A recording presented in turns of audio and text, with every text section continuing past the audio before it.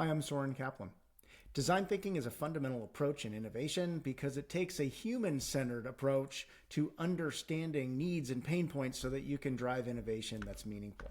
There are really two elements to the innovation process in design thinking: the front end and the back end of the process. So what that basically means is the front end is all about discovery and ideation, and that starts with empathy for the customers you're serving. So doing research to understand needs and pain points. And that can be ethnographic observation, it can be interviewing, it can be other types of research.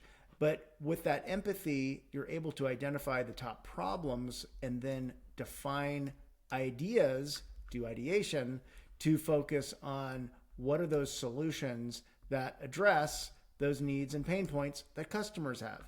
So the front end really is about going broad. So you come up with a whole bunch of ideas, and then the back end is where you turn the corner and you have to then prioritize those ideas.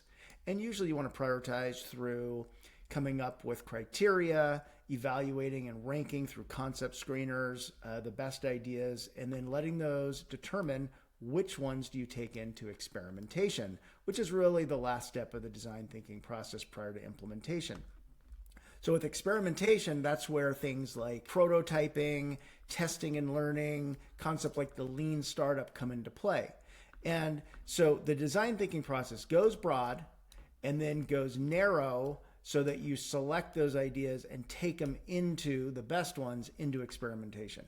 Now, I would say sometimes you've got to kind of move backwards a little bit so that you make sure that this is a kind of an iterative learning experience and you're iterating and it's not always just a linear process.